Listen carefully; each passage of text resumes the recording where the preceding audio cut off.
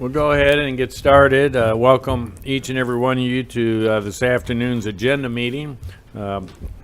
Today we'll review those action items that will be addressed formally next Tuesday evening at 6 p.m. on October 4th right here at City Hall. And I'll call upon City Manager, Mr. Bill Burrow, to review those action items. Bill? Thank you, Mayor, members of the board. On your consent agenda, you'll have your first item, Resolution R22-148, a resolution approving an amendment to the 2022 City of Hot Springs, Arkansas budget, and our Finance Director, Karen Scott, will present that item. Hello, Mr. Mayor and Board. The Finance and Police Departments identified excess funds in the Communication System Fund in mid-2021. General ledger accounts were set up, however, no budget amounts were approved. The police department now needs to purchase new furniture and auxiliary equipment to complete the furnishing and equipping of the new communication and dispatch center. We're requesting an amendment in the amount of $23,152 in the line item 5353, which is non-capital equipment and furniture. And there is available fund balance for these expenditures. Mayor, this is one where we had the fund set up but never brought that over into the budget, and I didn't feel comfortable approving purchases without it coming in and amending the budget to allocate the money to be able to do so. Very good. Any questions of directors? Thank you. Next, we have Resolution R22-149, a resolution engaging Forvis LLP for auditing and other specialized accounting services in the amount of $100,000. And again, Ms. Scott. The City of Hot Springs is required to have an annual independent audit by a certified public accountant duly authorized to issue an opinion letter. We requested statements of qualifications from firms interested in performing this auditing service for the City of Hot Springs and received 2 responses from Alexander Thompson Arnold, or ATA, and a firm called Forvis LLP, which is actually a merger of BKD, and another firm DHG, which stands for Dixon, Hughes, and Goodman. Forvis was, the responses were rated and ranked, and Forvis LLP was the highest rated firm. The scores the 2 firms got were ATA got a 59.92 and Forvis got a 76.50. Staff is recommending that you approve the engagement with Forvis LLP to perform our annual audit. And Forvis is a combination of which? Bear, Kurtz, and Dobson, and what? Beard, Kurtz and Kurtz Dobson. and Dobson, BKD, and DHG, or Dixon, Hughes, Goodman. Huh. They, in their response to our SOQ, they audit several cities, Little Rock, North Little Rock, Springdale, several cities, those cities that are larger, comparable to our Was that a size. specialty of the Dixon firm? I'm sorry? Was that a specialty of the Dixon firm? BKD is who I was familiar with previously. And they did communities? Yes. They do Texarkana and Fort Smith. Little Rock, North Little Rock. And what was the name of the firm that rated, what, 59 or whatever? ATA, Alexander Thompson Arnold, which is the firm that purchased Jordan, Woosley, Crone, and Keaton. Okay. Thank you. Any other questions? Next, we have Resolution R22-150, a resolution awarding a contract to Hofrog Racing, Inc. for the purchase and installation of chain link fence, gates, and privacy slats at the Utilities Complex. And Monty Ledbetter, our Utilities Director, will present the item. Thank you, Mayor and Board. Staff is requesting awarding a bid to chain link fence and gates and privacy slats to be added to Hofrog Racing, Inc. out of Mount Ida. We're planning on replacing all of the chain link fence that's around our complex there on 780 Adams Street with new black vinyl coated chain link fencing and with slats along the back where the Greenway Trail is. We're hoping this will help deter theft. We've been broke into back there several times, so we're hoping by putting these slats in that it'll help that. And looks on the front, the old chain link fence has been there a long time and it looks horrible. It's been run through several times and replaced and patched. So, and our gates are in really bad shape, so we're wanting to replace that. The cost is $115,087.15, and we did budget for that this year in our 22 funds. Okay. Any questions, Amani? Yes, Director You mentioned Garcia. there've been several break-ins. Are there cameras there? Yes, ma'am, we do have cameras, and Have there been we, any arrests? we've never been any arrest. They've always come in wearing hoodies, and they're kind of, we know exactly what time they get there and what time they do it and what time they leave. Unfortunately, they steal gas. They don't just steal the gas, they cut the hoses or drill a hole in the tank, unfortunately, and just cause a lot of problems. Thank you. I'm so sorry. That's Yeah. going on. Any further questions? Thank you. Next item is Resolution R22-151, a resolution awarding a bid to All Around Access LLC for the purchase of a forklift with a telescopic boom for the Washita Water Treatment Plant in the amount of $87,989. And again, Mr. Ledbetter. Yeah. Thank you again. Staff is requesting awarding this bid to forklift, for the forklift and telescoping boom to All Around Access. This will be used at our Washita Water Treatment Plant. It'll be replacing unit number 0103. It's a very old Caterpillar warehouse type forklift. It can only be used on concrete. We're replacing it with a unit that is large enough to lift all of our heavier pumps and our motors to help set those, and also help us offload our totes of chemicals safely. So bids were advertised and posted on and advertised in the purchasing office. 3 bids were received, and All About Access LLC was the lowest responsive bidder. Funds were budgeted for this year. The cost of this forklift was $87,989. You got any questions, Amani, on this topic? Thank you. Thank you. Next, we have Resolution R22-152, a resolution awarding a contract to Gosley Construction Company, Inc. for the Whittington Avenue improvements in the amount of $682,230, and our city engineer, Gary Carnahan, will present. Thank you. This is for a project on Whittington Avenue, about 1.5 miles long from basically the Central Avenue, Park Avenue intersection to the baseball park.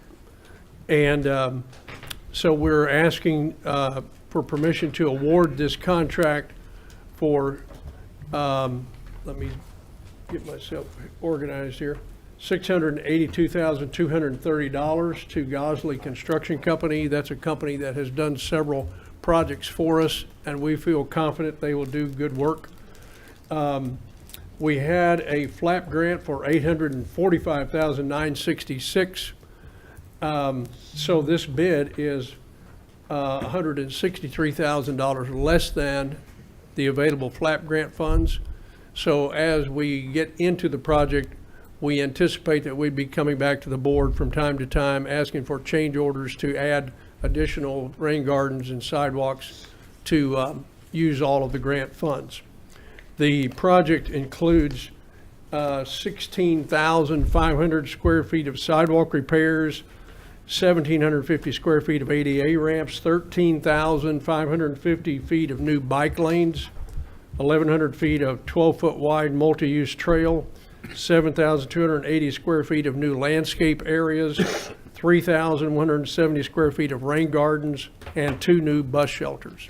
So it will make a significant facelift change to the Whittington Avenue area, which is already a beautiful area, but it will also make it be very easily accessible for pedestrians and bicyclists throughout that long corridor. So we're excited about it. It took a long time to get to this point, but here we are, and so we hope you'll approve this resolution. The bike lane, is it at the point where it's one way on the loop around Whittington? Are you? It is. The loop around is that gonna Whittington be on the is a inside one-way- lane or the The outside? traffic is a one-way loop, so the bike lane is a one-way loop Right, so will that be on the inside curb or the outside? on the inside. Inside. The residents of that neighborhood were very adamant that we keep it on the inside of the loop, so we have it that way. Shorter track. Yeah. No, I think that, well, that's the way they ride, and so, Right, there are fewer parked cars on the one on side. the opposite side. Yeah, Right, yes, sir. thank you. Any other questions of Gary? Gary, wanna when did know we how- start that project? When will we start it? When did we start Oh, the application we applied for process? the grant, I think, in late 2014. So then we had to develop the plans, and it's been a long, drawn-out affair for many reasons. And anyway, we've had to change the plan several times because of easements that we didn't get, easements we thought we would get, working with Eastern Federal Lands. I don't know, they just, for a while, it just seemed like they closed their office or something. We could get no communication going on. But anyway, But it's nice to see it come to the board Right. finally. Way to stick with it. yeah, I was at a Public Works meeting recently, and one of the cities there was showing off one of their new projects, and sidewalk and bikeway enhancements and corridor enhancements.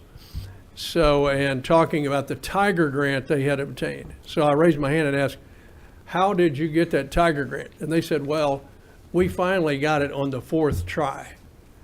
So their project, I thought, well, that sounded like Whittington. It's been a long time, but they finally got there. So sometimes you just have to hang on.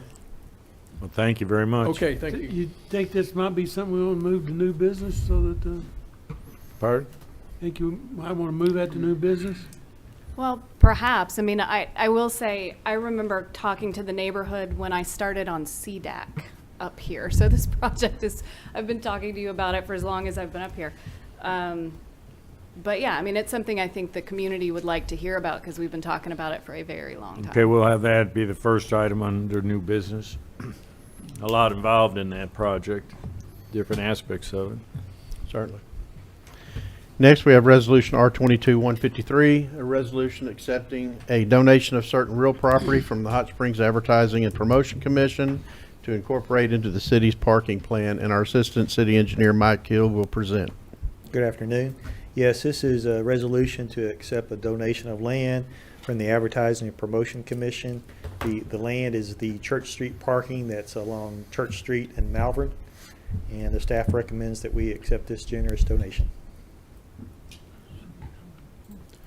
Any questions of Mike on this resolution? Thank you. Next, we have Resolution R22-154, a resolution awarding a contract to RKG Associates Incorporated for certain housing strategy planning professional services for the City of Hot Springs and for other purposes in the amount of $63,550. And our Planning and Development Director, Ms. Kathy Selman, will present. Thank you. Housing affordability, whether rental or owner, is increasingly a major challenge in our city. Economic development and sustainable neighborhood revitalization are linked with safe, healthy, desirable housing availability. And we used to have it, and we don't have it anymore. Fort Hot Springs, as well as our 2018 analysis of impediments to fair housing choice, noted various things that need to be looked at closely. This is not another study. This is something that will give us things to do, and the results should be high visibility, impactful change where people will say, that is amazing. Why didn't we do this before? So not a study. The proposed cost of this study is $63,550. It exceeds available CDBG funds. CDBG has a cap on the amount of administration and planning funds, which is what they categorize this.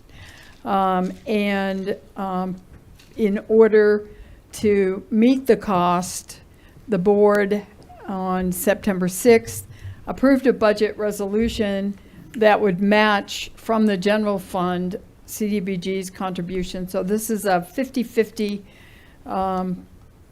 project, CDBG and general fund. It will count as an activity toward improving housing in the analysis of impediments to fair housing choice, which HUD will mandate 1 year from now. And as I said, we will have specific detailed steps toward increasing housing availability, whereas the AI, as you know, is more of a snapshot in time looking back. So strongly recommend that you consider adopting this resolution.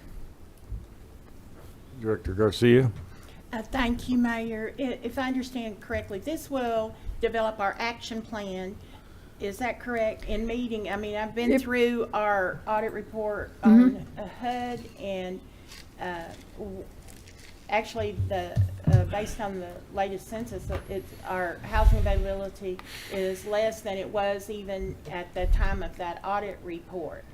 And about 2 months ago, I read on some of our building permits, we've got a builder that has been permitted and is developing in a area to provide some lower cost housing and Yes. smaller housing. Yes. And I'm hearing from people that they need a small footprint. You know, one of the smallest one I think was 600 square feet, and it went up to over 1,000. But this is what some of the lower affordable housing needs are. And will this action plan help us know how to keep those type builders engaged in building in the city of Hot Springs and recruiting others to help us in affordable housing? Yes, it will give us very specific guidance on steps to be taken. Thank you. Any further questions? Director Dobbs-Smith? Did you say that money comes out of the CDBG money? 50% will come out of CDBG's planning and administrative line item. We pay for administration of the program through that line item, and that's something we need to be able to supply. But the remaining funds were adequate to fund 50% of this. So that'll help count towards, I know we have requirements of spending a certain amount of the money for housing. So does that count for a housing? It will count toward meeting housing goals. Okay, Mhm. thank you. Any further questions? Director Weatherford? So is this a study or is it not a study? Because you said at the beginning it was not a study, then you ask us to vote for this study. You would hope that we'd vote for this study. It is a strategic plan.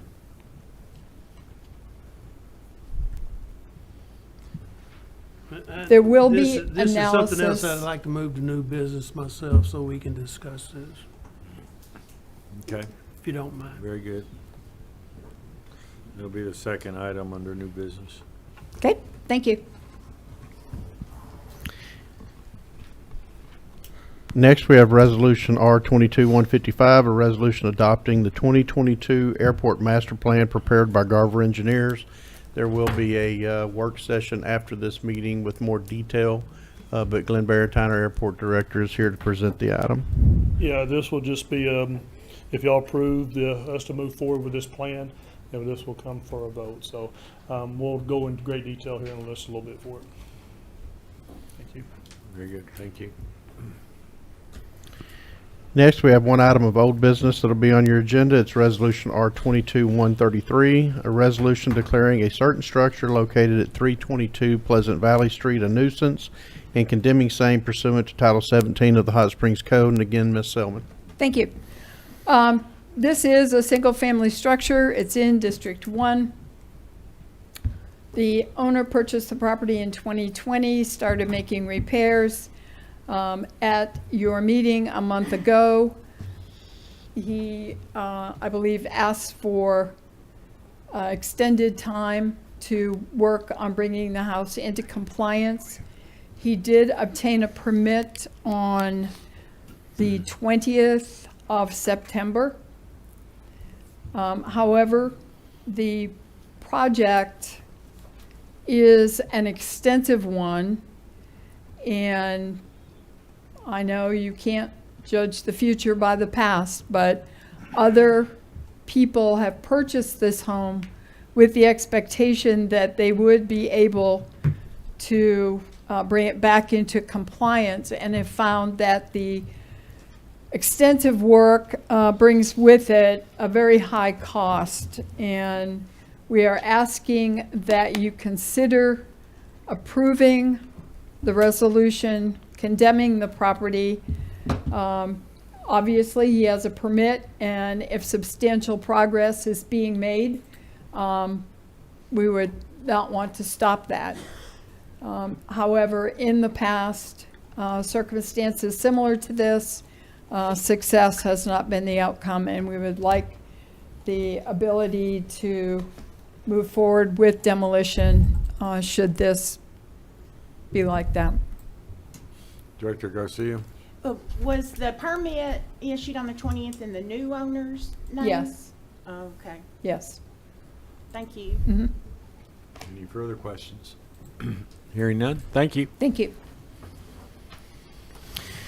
Next, under your, I guess it will become your third item of new business, is Resolution R22-156, a resolution declaring a certain structure located at 208 Clara Street a nuisance and condemning same pursuant to Title 17 of the Hot Springs Code. And Ms. Summer. Thank you. This is a single-family residence. It's in District 2. Neighborhood Services has been working with owners of this property dating back to 2001. The property is owned by Laron Christmas of Springdale. Code deficiencies on the property include a collapsing carport roof, missing soffit and fascia. Probably most importantly, an addition to the rear of the house has deteriorated and collapsed. There may still be one wall back there, but there may not also. There's also faulty and outdated electrical service. We did provide notice of the proceedings, received confirmations back from Mr. Christmas. A notice was posted on the structure on September 19th. Mr. Christmas came in and obtained a building permit to bring the structure into compliance. Again, given the history of this structure, we would request proceeding with condemnation at this time. And of course, if he proceeds with, we will not proceed with removal should he be making progress on this property. The building was recently occupied by a squatter and is in terrible condition on the inside. Any questions of Kathy? Thank you. Next is R22-157, a resolution declaring a certain structure located at 1104 Park Avenue a nuisance and condemning same pursuant to Title 17 of the Hot Springs Code. Ms. Selman. Thank you. Again, a single-family structure. This one is in District 1. There has been enforcement action of one sort or another on this property since 1996. The property is owned by Mr. Dragan Vicentic, a resident of Hot Springs. It's been vacant for many years, and while there have been permits issued in the past, the work remains incomplete. The permits have expired, and there are a number of violations that make this structure a nuisance. Again, missing soffit and fascia, missing windows and doors, missing handrails over balconies, improperly installed wiring and electrical service. We have delivered numerous notices to the owner, along with citations requesting that the repairs be made to the structure, to no success. A notice of these proceedings was sent to Mr. Vicentic. Placard was placed on the structure, and a notice was delivered by personal service to the owner yesterday. The owner refused to sign, but notice certainly has been provided. Any questions of Ms. Selman? Thank you. Thank you. Next, we have your first ordinance of the evening. It's Ordinance 2240, an ordinance approving the purchase of a certain Kohler emergency generator from RP Power LLC for the Davidson Drive wastewater treatment plant pursuant to ACA 1458-104-21 and for other purposes. This is in the amount of $1,095,323.03. And our project manager, Todd Pillar, will present the item. Thank you and good afternoon. Yeah, this is our Kohler emergency generator that was designed and specified by Brown Engineers and Christ Engineers. And the generator is part of our Davidson Drive improvements we need to get off the CAO, consent administrative order, at the wastewater plant. And purchasing the generator directly will save on any more price increases or escalation we might see. It'll save on the contractor's overhead and profit. And it'll allow the generator to be delivered when we think we need it, when the wastewater plant is about ready for completion. The ship date for the generator is sometime in September of next year. 75 weeks is the ship date for the generator. And the wastewater plant construction, we'll bid that here by the end of the year. It should probably take about a year to complete. And if the contractor is not ready for the Kohler generator, it will be stored at the factory up in Wisconsin until we're ready for it.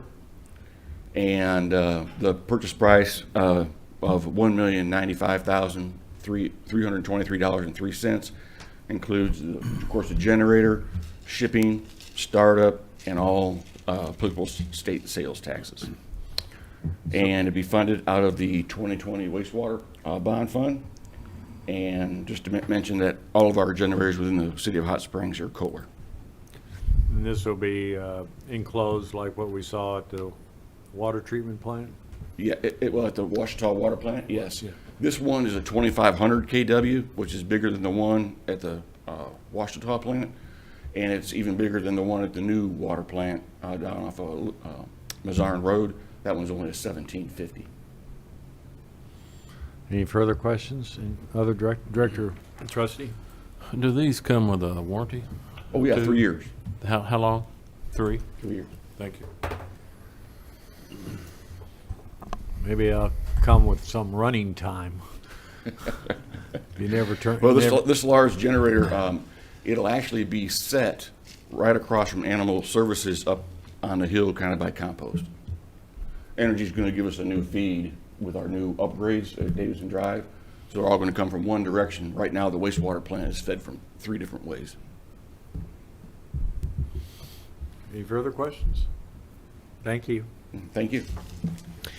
Mayor, your last item of the evening is consider ordinance O-2241, an ordinance authorizing the destruction of certain district court records and for other purposes. And I believe our city attorney, B. Albright's going to handle this one. Thank you, Bill. This is somewhat of a house cleaning matter. As I'm sure you're aware, district court has records that they periodically go through a destruction method. We are in compliance essentially with everything. However, Arkansas Code annotated section 1610-211 specifies the items and the method, particularly when you have a countywide jurisdiction district court such as we do. So John Howard and I worked together to craft this ordinance. The district court judges have approved it. In fact, Garland County Quorum Court passed theirs last month. So what will be before you will be identical to that.